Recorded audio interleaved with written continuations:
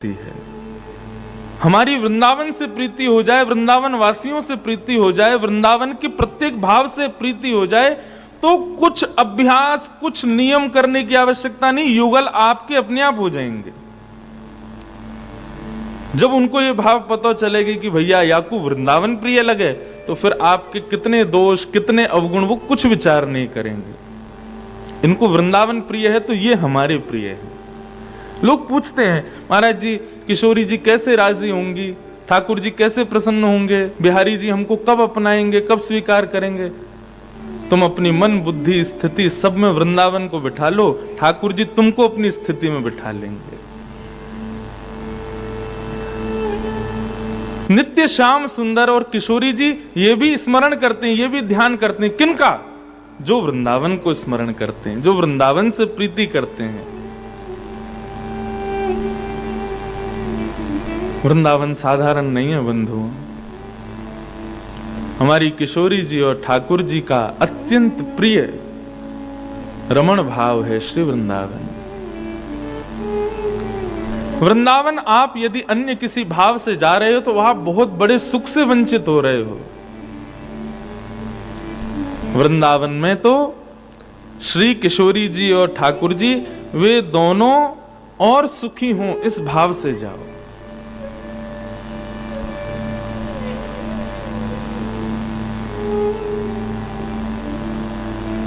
एक बार द्वारिकाधीश से अर्जुन ने पूछा, नाथ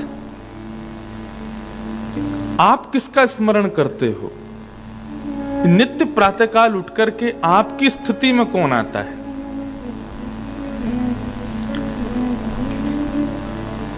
ठाकुर जी बोले, हमको वृंदावन की बड़ी स्मृति होती है। मैं अपनी कथा में एक बात बड़ी सहजता से कह देता हूं कि ठाकुर जी को नाम लोगे तो ठाकुर जी कृपा करेंगे, किशोरी जी को नाम लोगे तो किशोरी जी कृपा करेंगी, ललिता विशाखा सखीन के नाम लोगे तो वे कृपा करेंगी। लेकिन अगर आप वृंदावन को प्रणाम करोगे तो सब कृपा करेंगे, क्योंकि वृंदावन नाम उच्चारण करते ही वृंदावन में जो हैं सबका स्मरण हो जाता है। वृंदावन वृंदावन वृंदावन। मैं तो कभी कभी कोई पूछता, महाराज जी कोई मंत्र बताओ हमको, हम काहेगा जप करें। मैंने कि सुनो, तुम वृंदावन वृंदावन वृंदावन वृंदावन वृंदावन यही जपते रहा करो, इसी मात्र से कल्याण हो जाएगा। किशोरी जी, ठाकुर जी, संत जन, यमुना जी सब कृपा करेंगे आप पे।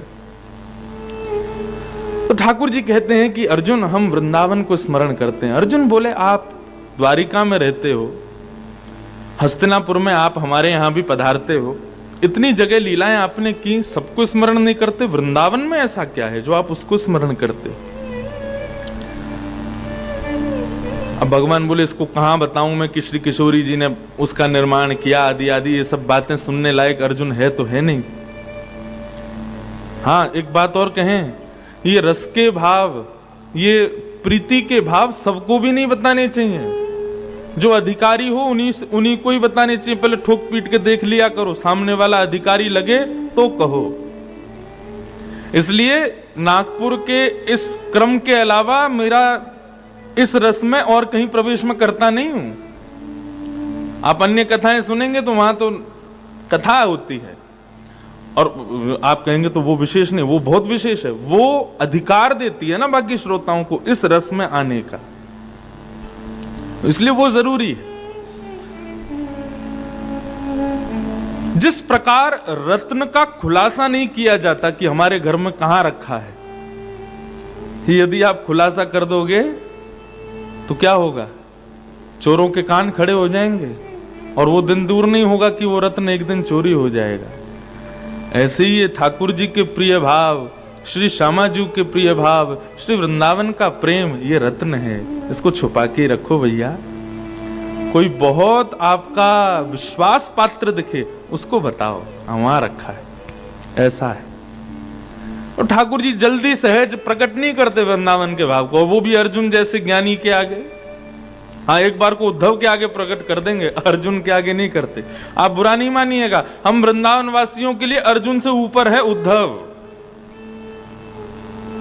क्योंकि वो उद्धव वृंदावन का विद्यार्थी है, उसको ब्रजवासियों ने पढ़ाया है, और सबकी छोड़ो उसको श्री किशोरी जी ने सुनाया है, पढ़ाया है। विद्यार्थी है वो वृंदावन का, इसलिए हम ब्रजवासियों को उद्धव ज्यादा प्रिय है। तो अर्जुन बोले कि ऐसा क्या है वृंदावन में जो आप सब छोड़ वृंदावन को याद करते हो? ठाकुर जी बोले, अब तुमको क्या सुनाऊं मैं अर्जुन, स्थिति नहीं है तुम्हारी उतनी, लेकिन चलो जिज्ञासा वृंदावन की कोई प्रकट करे तो वह भी अधिकारी है, किसी ना किसी रूप से तो श्री जी ने उसको याद किया। अर्जुन तुम वृंदावन का नाम भी ले रहे हो, उसके बारे में पूछ रहे हो, तो कुछ तो अधिकार तुमको है, चलो किसी भाव से सही तुमको बताते हैं वृंदावन क्या है। अर्जुन बोले कहां चलें? बोले एक भक्त है, बहुत दिन से तपस्या कर रहा, उसको दर्शन देने जा रहा हूं मैं, चलो तुम भी साथ में। अर्जुन बोला चलो। गरुण जी पर भगवान बैठे, पीछे अर्जुन बैठा, और ठाकुर जी पहुंच गए श्वेत द्वीप।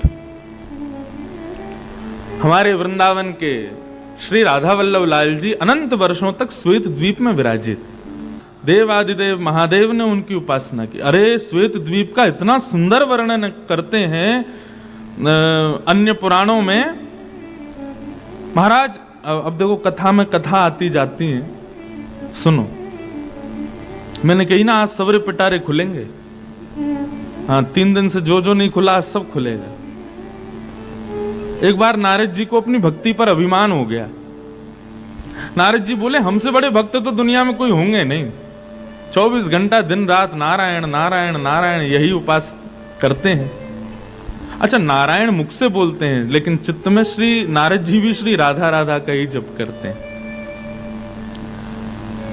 नारद भक्ति सूत्र कभी उठा के देखिए, ब्रजवासियों की जो प्रशंसा नारद जी करते हैं, तो नारद जी को अभिमान हुआ कि मुझसे बड़ा भक्त तो कोई नहीं होगा।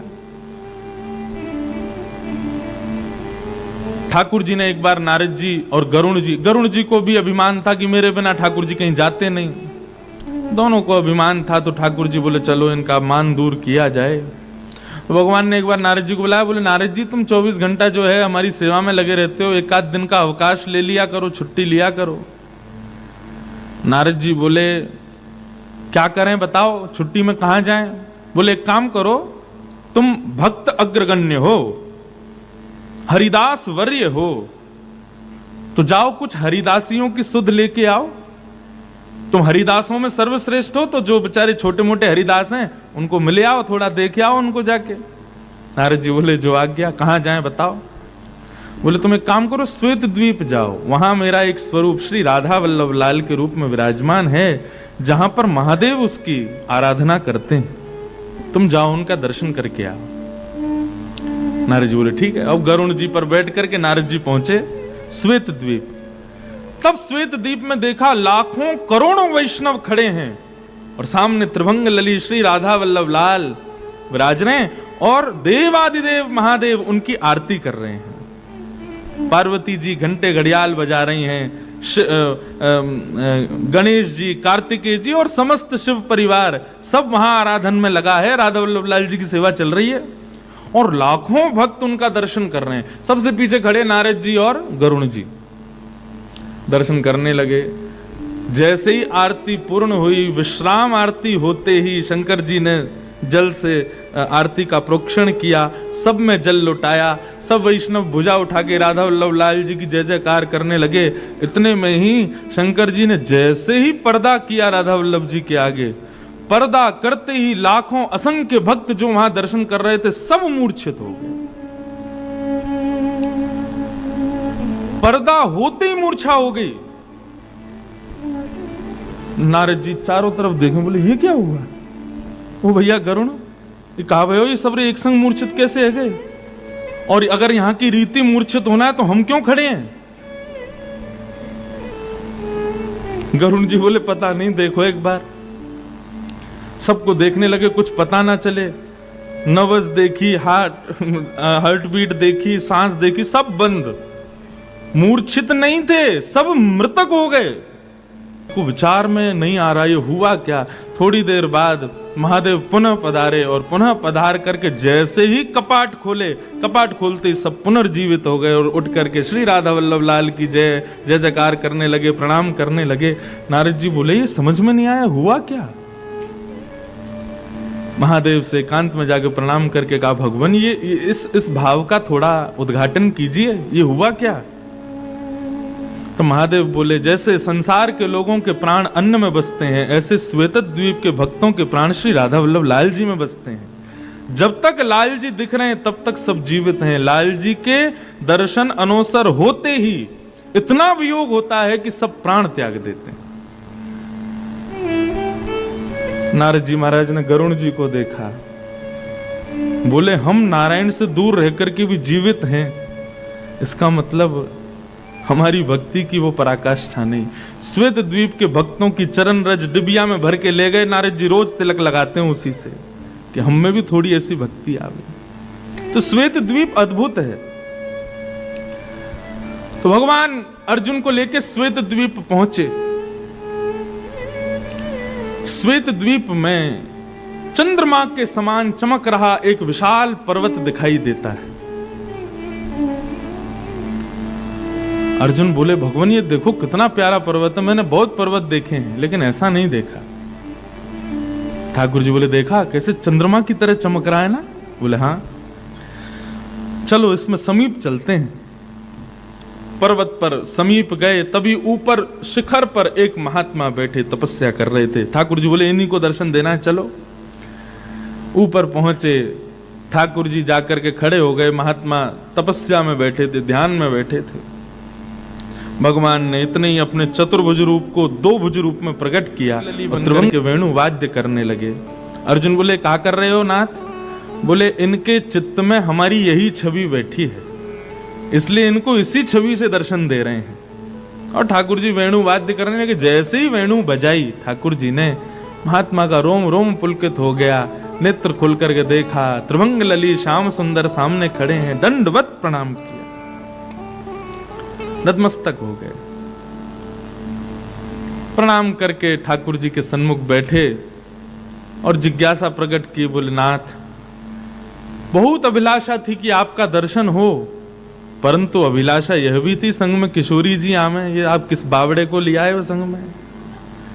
किशोरी जी आनी चाहिए। तो बोले, बावड़ा नहीं भैया, हमारा सखा है, हमारा भैया है, अर्जुन है। बोले, अच्छा ये अर्जुन है? बोले जी। अर्जुन बोले, महात्मा आपकी तपस्या कब से चल रही है? और ये पर्वत इतना सुंदर, बिल्कुल चंद्रमा की तरह चमक रहा है, इस पर्वत का नाम क्या है? महात्मा मुस्कुराने लगे और मुस्कुरा करके बोले, अर्जुन तुम जिस पर्वत पर बैठे हो ये पर्वत नहीं है। तो क्या है ये? बोले, ये हमारा ही देह है। हर बार हम तप करते हैं और तप करके अपने प्राणों का त्याग कर देते हैं, तो हमारी अस्थियां ही इस पर्वत के रूप में निर्मित होती चली गई हैं। यहां की जड़ से लेकर चोटी तक ये जो कुछ भी तुमको दिख रहा है, ये सब हमारे अनंत देह हैं। और इन अनंत देहों के द्वारा मैंने तप किया, तब जाकर के सौभाग्य मिला। अर्जुन बोले, केवल त्रिभंग लली को देखने के लिए आपने इतना तप किया? बोले, नहीं, त्रिभंग लली को देखने के लिए तप नहीं किया था। तो किस लिए किया था? बोले, वृंदावन वास मिले इसलिए किया था। अर्जुन बोले, ठाकुर जी आप तो मांग रहा कुछ है, दे कुछ और रहे हो। इसने बेचारे ने अनंत जीवन व्यर्थ कर दिए वृंदावन वास के लिए, आपने इसको वृंदावन तो दिया नहीं, आप द्वारिका से चल के यहां आ गए, दर्शन दे दिया, अब बेचारी की मनोकामना पूरी तो हुई नहीं। ठाकुर जी मुस्कुराए और अर्जुन से बोले, भक्त को दर्शन देना हमारे अधिकार में है, लेकिन वृंदावन वास देना ये हमारे अधिकार में भी नहीं है। ये तो श्री जी कृपा करें तो ही है सके भैया, ये हमारे अधिकार में नहीं है कि इसको वृंदावन वास मिल जाए। उसके लिए तो श्री जी किशोरी जी कृपा करेंगे। और हम अनंत बार भी दर्शन दे दें तब भी श्री जी की कृपा की एक कण के समान भी हम नहीं हो पाएंगे।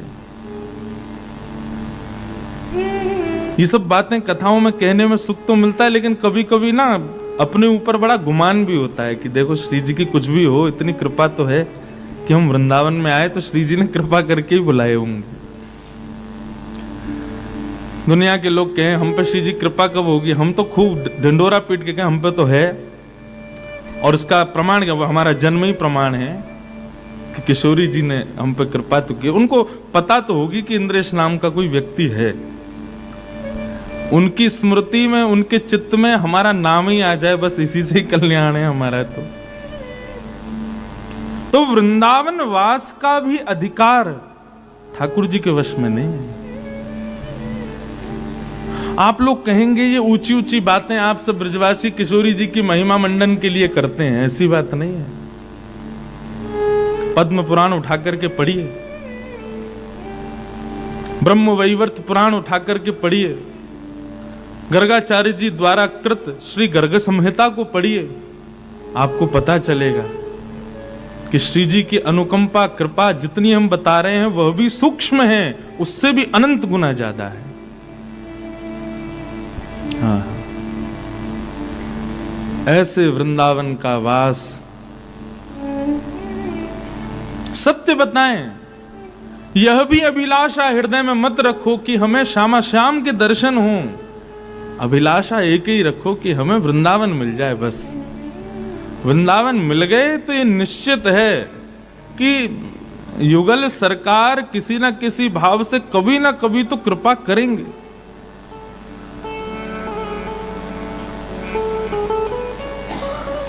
राधे राधे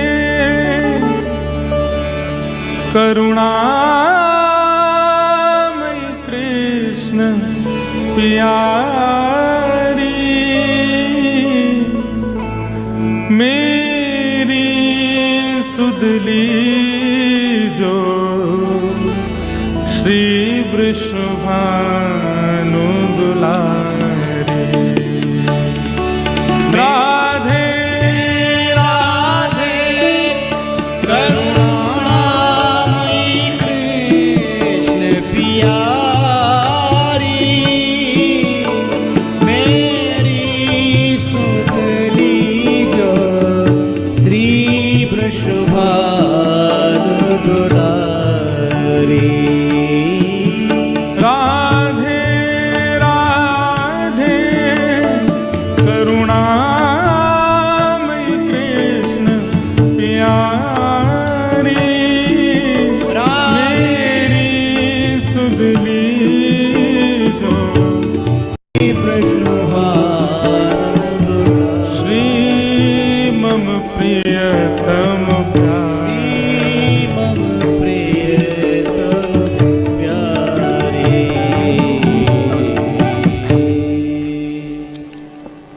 अपने नित्य प्रार्थना में ऐसे किशोरी जी को पुकारो। हे श्यामा जी,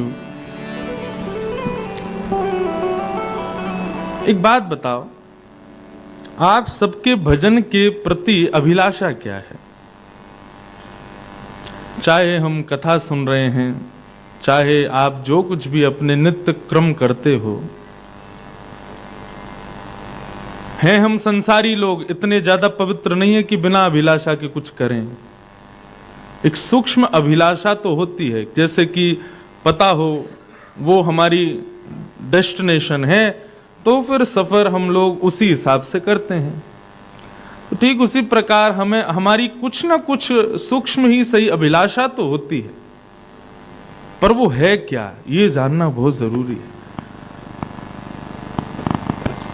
हमारे ब्रजवासियों से पूछो तो एक ही अभिलाषा है कि हे नाथ, हे किशोरी जी, हमारे भजन ते, हमारे भाव ते, हमारी कोई सेवा ते आप यदि प्रसन्न है गए हो तो बस इतनी कृपा कर दो। ज्ञात अज्ञात रूप से बस प्रकट है कि या अप्रकट भाव से, कोई स्वर के भाव से ही सही, बस इतनो हमें बताए दो, इतनो आके हमसे कह दो कि हाँ तू भी मेरो ये है। बस हमें और कुछ नहीं चाहिए। हम तो आपको अपनो मान के बैठे ही हैं, लेकिन एक बार वहां पर आप भी अपनी मोहर लगाए दो कि हाँ तू भी मेरो ही है। बस इससे अधिक ब्रजवासियों की अभिलाषा है ही ना है। हमारे ब्रजवासी तो भैया कभी ठाकुर जी को तो घासू ना डालें, सही पूछो तो। लाल जी जितने दिन लीला करते रहे, श्रीमद् भागवत में 1000 बार ब्रज लीला में आता है, ठाकुर जी सबसे कहते हैं मैं भगवान हूं, मेरी पूजा करो। गर्गाचार्य जी ने आकर के ठाकुर जी की कुंडली देखी और यशोदा मैया से बोले, मैया तुम्हारा जो लाला है ना, ये साक्षात नारायण के समान गुण वारो है। मैया ने तुरंत लाला को कान मरोड़ा, बोले अब बोलियो कौन है ये? बोले मैया क्षमा करो। हमारे ब्रजवासी तो कभी ठाकुर जी को ठाकुर जी माने ही ना। हमारे ब्रजवासी तो यूं कहीं लाला तेने पूतना ना मारी, अगासुर बकासुर तेने ना मारे। ये तो हमारे ब्रज को प्रताप है कि वे सब ब्रज में प्रवेश करते ही उनके इतने पुण्य ना है, ब्रज में आते ही भी मर गए। क्यों? बोले ब्रज में बिना श्री जी की कृपा के आ ही ना सके, लेकिन ये सबरे निगोरे राक्षस बिना श्री जी की आज्ञा लिए ब्रज में घुसे। जैसे ब्रज में आए इनके पुण्य इतने हेनाए, हमारे ब्रज के प्रताप ने इनको नष्ट कर दियो। और उन मरे मरायन में हाथ लगा के तू श्रेय ले जाए कि हमने मारे। ठाकुर जी के कहा करूं, ये कभी माने ही ना है। लाल जी ने गोवर्धन धारण कर लिए, सब ब्रजवासी बोले अरे लाला तेरी नेक्सी सी उंगली पे इतना बड़ा पर्वत कैसे धारण कियो? ठाकुर जी बोले कछु माखन को बल बढ़ो, कछु गोपन करी सहाय, श्री राधे जू की कृपा सो मैंने गिरिवर लियो उठाए। ब्रजवासी बोले माखन ते तेरो बल बढ़ो, ये तो बात समझ में आवे, तेने बहुत माखन खायो, लेकिन हम ब्रजवासी ने तेरी कहा सहायता करी लाला? ठाकुर जी बोले जब मैं गिरिराज जी उठाए रहे हो तो आप सबरे टकटकी लगा के मुंह को देख रहे, तो आप सबन की शक्ति मेरी उंगली में आ गई। आप लोगन के अपलक नेत्र से मुंह को देखवे के काज सबकी शक्ति मुंह में आ गई और मैंने गिरिराज जी उठा लिए। वास्तव में मेरी उंगली को बलना है, आप सब ब्रजवासी की शक्ति मुंह में आ गई है तो मैंने उठा लिए। ब्रजवासी बोले तभी तो हम कहें कमजोरी क्यों आ गई है हम में इतनी, आजकल सांस फूल जाए नेक में घबराहट सी है लग, तभी तो हम कहें कि लाला हमारी शक्ति कहां चली गई। दूध तो खूब पी रहे हैं, अप्पा तो चली नंद को छोरा पीछे पीछे चुरा ले। ब्रजवासियों ने कभी स्वीकार नहीं किया कि हमारो लाला कोई श्रेष्ठ भगवान है।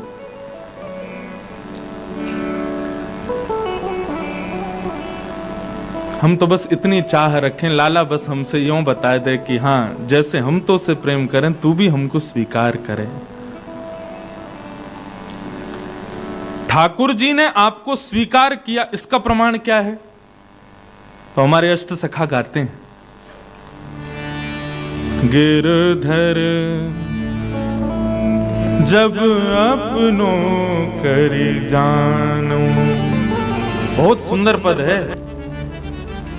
अष्ट सखा कहते हैं, बोले लाल जी ने किशोरी जी ने आपको स्वीकार किया, इसका प्रमाण क्या है आपके पास? बोले ताको मन भक्तन की सेवा, ताको मन भक्तन की सेवा, भक्त चरण रज सदा लुभाने, भक्त चरण रज सदा लुभाने। गिरधर जब अपनों कर जाने, गिरधर जब अपनों कर जाने। ठाकुर जी ने जाको स्वीकार कियो, वाकी स्थिति का है। बोले ताको मन भक्तन की सेवा, क्षमा करियो, श्यामा श्याम की सेवा, लाडली लाल की सेवा, ये तो सब अपनी स्थिति में है ही है। कई लोगों को मैंने ऐसे देखो, क्षमा करियो यदि ऐसे लोग कथा सुन रहे हो, बुरा मत मानियो, ठाकुर जी की सेवा में खूब आनंद कर रहे हैं, ठाकुर जी की सेवा में खूब प्रवृत्त हैं, श्री प्रियालाल जी को खूब लड़ा रहे हैं लाड, लेकिन कोई भक्त आ जाए, कोई वैष्णव आ जाए, कोई ब्रजवासी आ जाए, सो वाको तो केवल हाँ दूर से प्रणाम करके बैठा दियो, बाकी बात पूछो नहीं रहे भैया तेने कुछ खाया कि नहीं, कोई दिक्कत तो नहीं है। लेकिन लाडली लाल जी को खूब लड़ा रहे हैं लाड। ये भक्त को स्वरूप ना है। भक्त को स्वरूप तो कैसो, लाडली लाल जी के संग आनंद कर रहे हो, इतने में ही देखो कोई वैष्णव आयो, पुष्प बरसान लगो, जय हो लाडली लाल जी, देखो आपको कोई प्रेमी आया हो, वाको दंडवत प्रणाम करे, बिठावे, अपने हाथन से पवावे, गले लगावे। वैष्णवों के प्रति इतनी रति, इतना प्रेम भाव जिसके हृदय में हो, समझो वो ठाकुर जी ने उसको स्वीकार कर लिया है। लेकिन वैष्णव भक्तों को देख करके कोई आनंद ना होवे, कोई प्रसन्नता ना होवे, और केवल ठाकुर जी की सेवा ही सेवा, सेवा ही सेवा, वही में ही रुचि लगे। श्रीमद् भागवत में एकादश स्कंद में नवयोगेश्वर संवाद में भगवान कृष्ण इस बात की पुष्टि करते हैं। बोले जो केवल मेरी सेवा में ही तल्लीन रहता है, लेकिन मेरे वैष्णव भक्त संत वृंद आदियों के प्रति जो रुचि नहीं रखता, वो साधारण भक्त है, उत्तम नहीं है। हाँ, वो मुझसे प्रीति करता, लेकिन मैं करता हूं इस बात की गारंटी नहीं है। तो वहां पर हरि नाम के योगेश्वर ने ठाकुर जी से पूछा, आप जिससे प्रेम करते उसकी स्थिति क्या है?